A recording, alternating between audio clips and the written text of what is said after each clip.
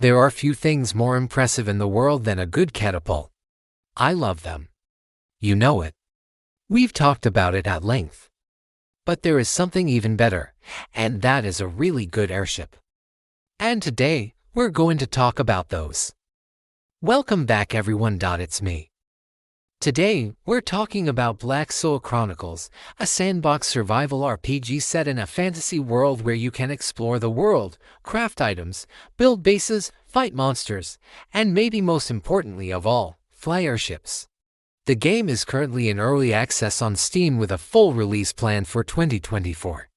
Now, in my last two videos, I talked about Blacksoil because I really liked it. A lot of people watched those videos and the community was very positive, which is always nice. So today I thought we'd do a little follow-up. Now that it's been out a bit longer, how is it holding up? Are people still playing? Is it worth getting into now or should you wait for the full release? Let's find out.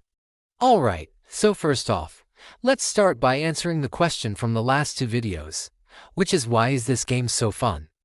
Well, if you haven't played the game, it's pretty simple. There are catapults. I mean, look at this thing. Do you see this baby? Just makes me want to play the game. Okay, but really, the game is just a combination of some core elements that when combined create something special. First, it has fantastic building. Not only can you place foundations and walls and other things like that, but you can also paint them and customize them. And once you've built your foundation, you can upgrade it, expanding the size of your base. You can use different tiers of materials, making larger and larger structures. And when you get to higher tiers, these materials allow you to build into the sky, creating massive towers and fortresses in the clouds. This is all pretty standard stuff, honestly, but it's well executed. The second element is exploration. When you first log in, you spawn in an area called the Grove, which serves as kind of the tutorial section of the game, teaching you how to gather resources, craft tools, and build basic items. But right outside of the Grove is a massive map filled with dungeons, villages, cities, monuments, caves, mountains, forests, and deserts, each with their own unique biomes and monsters to defeat. And every single one of these places is ripe for the taking. If you see something you like, you can claim it and make it your own. And then the third piece of the puzzle is combat. Now Blacksoil doesn't have any real player versus player combat, which is interesting to me because normally that's the part I would be most excited about, but it works really well here. The reason why combat works so well in Blacksoil is because of how the game handles the camera. In most games I play, I typically use keyboard and mouse, but in Blacksoil I actually use the controller. Using a controller allows me to lock the camera behind my character, giving me a much better sense of my surroundings. And this is important because the combat in Blacksoil isn't like the combat in say Elden Ring or even Dark Souls. Instead, think of something like Monster Hunter or even God Eater. Your goal in combat is not necessarily to defeat the monster, but instead to survive long enough and inflict enough damage that you can escape. And that wouldn't be possible if you didn't have the camera locked behind you because you need to be able to see what's going on around you. Monsters in Blacksoil will often come in waves, meaning that you might defeat one enemy only to have another pop up behind you. And this is especially true in harder dungeons. All of these pieces work together to create a fun gameplay loop. You build a base, you go explore, you get resources, you upgrade your gear, you defeat stronger monsters, you get better materials, and you repeat the cycle. Pretty simple, right? But sometimes simple is fun. And Blacksoil does a great job of making sure that loop stays fun. But how is the game doing? How is it holding up since my last video in July? Well, as I mentioned earlier, the game has been out for a while now, and during that time, the developers have released several major updates. They added new areas to explore, new enemies to fight, new items to craft, and they also made balancing changes to existing content. And this trend looks like it's going to continue with the next major update, which is called Battle Beneath the Bone Towers. And I'm gonna talk about that update right now. Okay, So if you've watched my previous videos, then you'll know that in Blacksoil you can go around exploring the world and you'll occasionally come across these towers.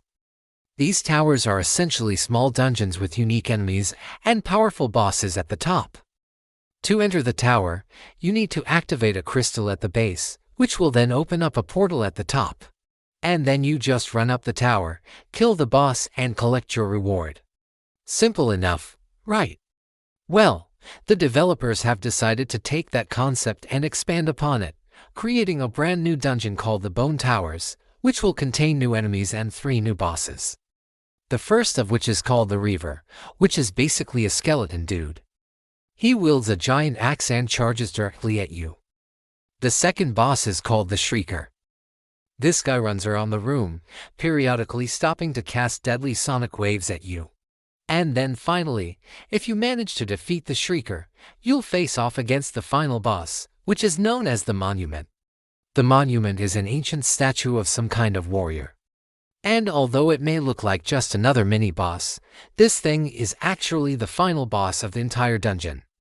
Now, as you might expect, each boss has its own unique loot table, meaning that if you defeat them, you'll get unique gear that you can equip on your character. And that gear will have unique stats on it, allowing you to further customize your character. And according to the devs, this is just the beginning. They want to use this model to create more dungeons in the future, each with their own unique themes and challenges. Now, along with the new dungeon, the devs are also planning to add a new type of resource to the game. These are called shards, and they're basically used to repair gear. Shards will be used in a brand new crafting menu where you'll take damaged gear and shards to repair it. And the cost to repair the gear will depend on how much damage it has taken. Now, currently, there's only one way to obtain shards, and that's by defeating the bosses within the Bone Towers. However, the devs have said that they plan on adding more ways to obtain shards in the future. Finally, the last major change coming into update is a new feature for airships called anchor points. Apparently, currently airships don't really have a use for them, but once this update goes live, anchor points will become a way to dock your airship to the ground, kind of like a mooring system. And they'll be located throughout the world, meaning that you could hypothetically travel the world and then just dock your ship and go explore on foot. So overall, it sounds like a pretty decent update. Honestly, I think the addition of the new dungeon is probably the biggest draw, but the new anchoring system does sound pretty cool too. And again, the devs have said that they plan on making more dungeons in the future, so hopefully they deliver on that promise. But that's all I've got for today. Quick little update on Blacksoil. The game is still doing pretty well. People are still playing it. It's gotten some pretty decent reviews and the devs are still actively working on it. So if you're interested in checking it out, you definitely could. Of course, if you enjoyed today's video, then be sure to leave a like. If you didn't enjoy today's video, then leave a like and tell me why in the comments below.